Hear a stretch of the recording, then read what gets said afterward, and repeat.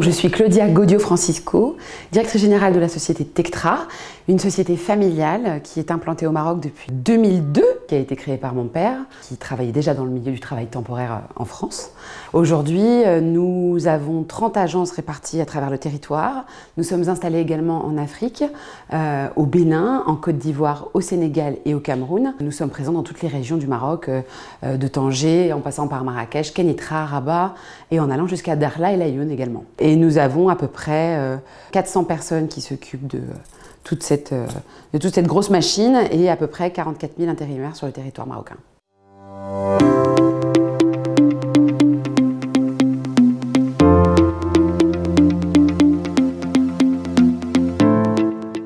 Le travail temporaire aujourd'hui, et d'ailleurs ça n'est pas propre au Maroc, c'est un outil qui permet de mesurer la santé économique du pays.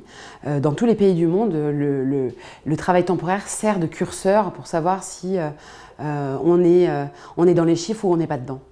Sauf que lui, il a la capacité d'être mesuré mensuellement, hebdomadairement d'ailleurs, et non pas annuellement, ce qui permet quand même à un pays d'avoir quelques repères et quelques points d'ancrage de savoir si ça fonctionne ou si ça ne fonctionne pas. En général, quand il y a une crise, malheureusement, le travail temporaire est le premier arrêté. D'ailleurs, pour le Covid, c'est ce qui s'est passé pour le travail temporaire au Maroc. Lorsque on a su qu'on était confinés et que les entreprises arrêtaient de travailler, Tectra, on a arrêté 13 000 personnes d'un coup, d'un seul. Voilà. En revanche, dès l'instant que les activités ont repris, on a été les premiers à mettre en place du personnel et à faire en sorte que le personnel redémarre. Donc effectivement, en termes de curseur et en termes d'outils, je pense que le travail temporaire est un vrai outil exceptionnel. Il permet effectivement d'abord, d'une part, de formaliser l'informel. Soyons pragmatiques, aujourd'hui, il reste de l'informel de par effectivement les entreprises, les petites TPE, les petites PME, et c'est tout à fait audible, mais dans la démarche aujourd'hui et la trajectoire que prend le Maroc, avec tous ces grands projets exceptionnels qui arrivent là, évidemment qu'on s'inscrit dans une démarche internationale, répondre à des appels d'offres internationaux, les entreprises internationales veulent s'installer, donc effectivement on prend la bonne trajectoire et la trajectoire est en cours aujourd'hui.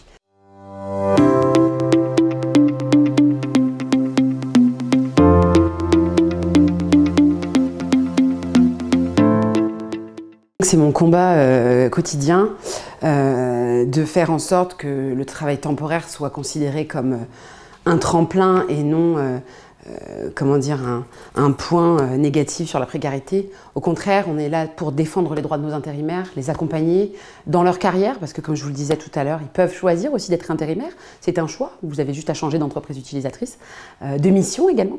Mais nous, notre devoir à nous, entreprises de travail temporaire, c'est de leur proposer le meilleur. La capacité d'avoir une assurance, évidemment, ils sont tous assurés, de leur payer leurs droits, d'avoir un salaire qui est évidemment conforme à la loi et de signer un contrat de travail qui est conforme à la loi. Ça, c'est notre rôle et c'est effectivement ce qu'on s'efforce de faire. Il y a également une autre approche que nous avons, en tout cas qu'on essaie de développer chez Tectra, c'est également de sensibiliser les entreprises utilisatrices aujourd'hui. La sensibilisation d'entreprises utilisatrices, ça veut dire que lorsque vous mettez en place un intérimaire sur un chantier, on se doit, nous, entreprises de travail temporaire qui mettons à disposition le personnel, de faire en sorte que nous garantissons les conditions de sécurité dans lesquelles nous mettons en place notre intérimaire. Donc, on fait des audits, on va chez nos clients, on regarde si tout fonctionne bien, on les accompagne aussi, on sensibilise parce que ça fait partie de notre rôle, sensibiliser les intérimaires, leur expliquer les good practices, qu'est-ce qu'on peut faire, qu'est-ce qu'on ne peut pas faire en entreprise, et également se référer aux conditions de travail dans l'entreprise utilisatrice qui peut avoir des conditions spécifiques. Dès l'instant que vous êtes dans le BTP, c'est un sujet, dès l'instant que vous êtes dans l'agroalimentaire, c'en est un autre, et donc on s'adapte avec notre service ISO RSE qui est en place chez Tectra et qui tourne à travers le Maroc.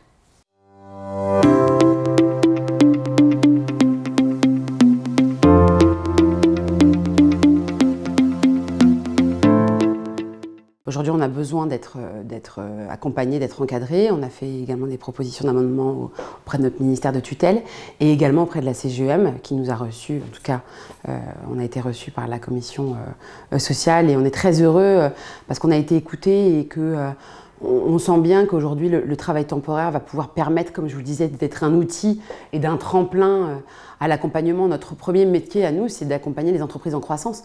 Lorsque vous avez une ligne de production qui se met en place, pouvoir mettre en place des travailleurs temporaires, ça permet également de déterminer les modes opératoires, de déterminer le fonctionnement. Et puis, la cerise sur le gâteau, c'est de pouvoir faire rentrer cet intérimaire en contrat de travail durée indéterminée. Ça, c'est la cerise, j'ai envie de vous dire. Et de faire en sorte que cette personne soit heureuse d'intégrer l'entreprise avec laquelle il a travaillé depuis plusieurs mois sur le travail temporaire. Aujourd'hui, la Coupe du Monde et la Cannes, nous, on s'inscrit dans cette démarche en prévoyant évidemment comment dire, les jeunes talents. C'est effectivement, je pense, une inquiétude générale, je crois, qui s'instaure. Hein. C'est le sujet de l'emploi dans sa globalité. Aujourd'hui, on retrouve de grandes difficultés, évidemment, à sourcer les jeunes qui ne sont pas malheureusement formés. Voilà, on est dans cette démarche aujourd'hui, c'est d'essayer d'être au plus proche et d'accompagner.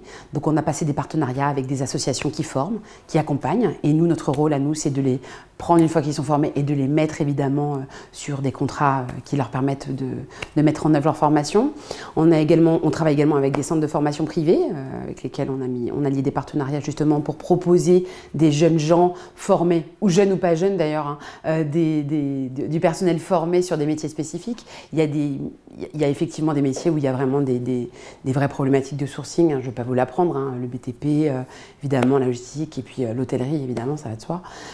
Et donc aujourd'hui, en tout cas, il y a plein d'acteurs qui mettent en place la capacité d'essayer de pallier à ce manque. C'est pas suffisant parce que le besoin est tellement gros. Et voilà, donc nous on a des projets à venir dont je vous parlerai plus tard sur le volet Tectra.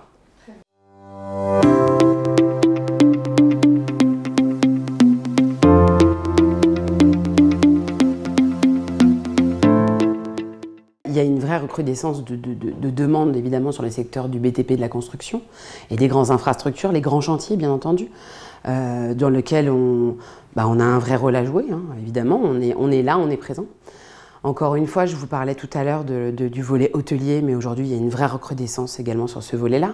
Et donc, on a besoin aujourd'hui d'accompagner les jeunes, justement, à la formation pour qu'ils puissent être prêts pour prendre en main des postes et être opérationnel immédiatement. L'agroalimentaire, qui est un très gros secteur sur lequel il y a une vraie recrudescence également d'utilisation. Et puis évidemment, tout ce qui est grand chantier, donc ça va de l'industrie en général.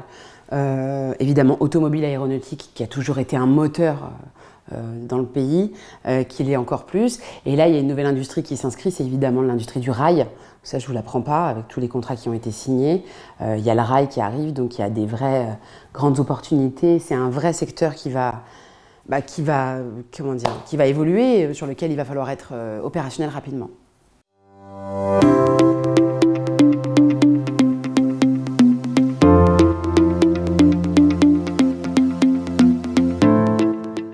La feuille de route de Tectra, évidemment, c'est de garder le cap. C'est le plus important, c'est ça le plus difficile aujourd'hui, c'est de rester au niveau des attentes évidemment de toutes ces opportunités qui arrivent, au niveau des attentes de nos clients et de nos premiers clients qui sont les intérimaires aujourd'hui. Parce qu'il ne faut quand même pas l'oublier, le premier client de l'entreprise de travail temporaire, c'est l'intérimaire lui-même qui est satisfait ou non d'un service qu'il peut avoir lorsque c'est son employeur. Tectra, sa trajectoire, comme je vous le disais, c'est de se rapprocher un maximum et d'être en proximité. Ça fait 23 ans qu'on est là, ça fait 23 ans qu'on a toujours fait comme ça. Peut-être qu'aujourd'hui, il faut qu'on se rapproche encore un petit peu plus sur le terrain de nos clients, de nos intérimaires, pour être en proximité, peut-être mieux comprendre les attentes, peut-être travailler plus précisément. C'est ça la feuille de route de Tectra aujourd'hui. Et sur l'Afrique, évidemment, continuer notre trajectoire. Vous savez, sur l'Afrique, ce qu'on a fait pour avancer, nous, c'est qu'on a suivi nos clients du Maroc. Hein. On n'a pas pris beaucoup de risques, mais en tout cas, ça fonctionne.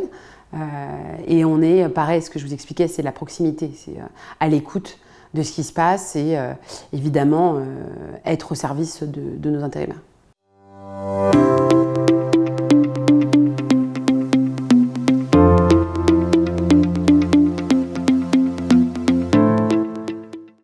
Alors, les exemples concrets, c'est que d'abord, on a signé des partenariats avec des associations, comme je le disais tout à l'heure, qui, elles, œuvrent dans la formation. Je vais en citer une avec qui on travaille, qui est Bab Ryan, qui forme des jeunes au métier de l'hôtellerie. Donc, je me suis rapprochée de la présidente avec qui on a signé une convention. Et donc, l'idée, évidemment, c'est de former des jeunes et de leur proposer un job juste en suivant. Et ça, c'est génial, ça n'a pas de prix parce qu'en fait, le jeune est servi de A à Z, il est heureux, il a une formation, il acquiert une expertise et ensuite il a un job à l'arrivée et ça a fonctionné, quoi. Donc ça, ça marche bien, mais le problème c'est que c'est à petite échelle et que malheureusement les besoins sont beaucoup plus importants que ce qu'on a mis en place, évidemment. Donc on a signé avec Bab Ryan, on est en train de discuter avec NAFAS, avec la SFB. On a d'autres partenariats avec des entreprises privées de formation sur le volet hôtelier. Et là, on se dirige dans la région de Marrakech, où on a un très gros portefeuille sur l'hôtellerie. Et aujourd'hui, on a signé des partenariats, je ne vais pas citer l'entreprise avec laquelle on travaille, mais on forme chez les clients directement parce que c'est une nécessité, on a un vrai besoin d'expertise et voilà. Aujourd'hui, je crois que Tectra se remet en question parce que fournir du personnel pour fournir du personnel, j'ai envie de vous dire, c'est pas vraiment de valeur ajoutée. En revanche, fournir du personnel qualifié, qui est en capacité d'être opérationnel immédiatement, ça, c'est une valeur ajoutée. Donc aujourd'hui, on est en train de réfléchir à monter une académie, l'académie Tectra. Ce serait... pour l'instant, je vous parle on est dans la réflexion encore. Hein. Mais en tout cas, on va rien inventer de neuf. Hein, on va juste mettre en place une académie qui va pouvoir former des jeunes ou pas. Peut-être une formation certifiante. C'est ça aujourd'hui qui manque. C'est, vous savez, quelque chose qui soit certifiant, pas diplômant parce que c'est trop d'administratifs et trop d'autorisations spécifiques. Non, on n'a pas besoin de ça. On a besoin d'aller vite. On a besoin que les jeunes soient soutenus, accompagnés, et de leur apporter des solutions. Je pense qu'avoir une formation certifiante qui soit reconnue par le monde professionnel, c'est pas compliqué à mettre en place. Ça permet peut-être des partenariats, peut-être avec notre ministère, peut-être avec la CGEM, peut-être avec d'autres partenaires également qui sont des acteurs, ou les fédérations également, les fédérations de métiers avec qui on pourrait travailler. C'est pas très compliqué à faire, il suffit juste de s'asseoir et puis de dérouler les idées et puis de signer des partenariats. Voilà, ce serait un petit peu la trajectoire qu'on va prendre nous sur les prochains mois.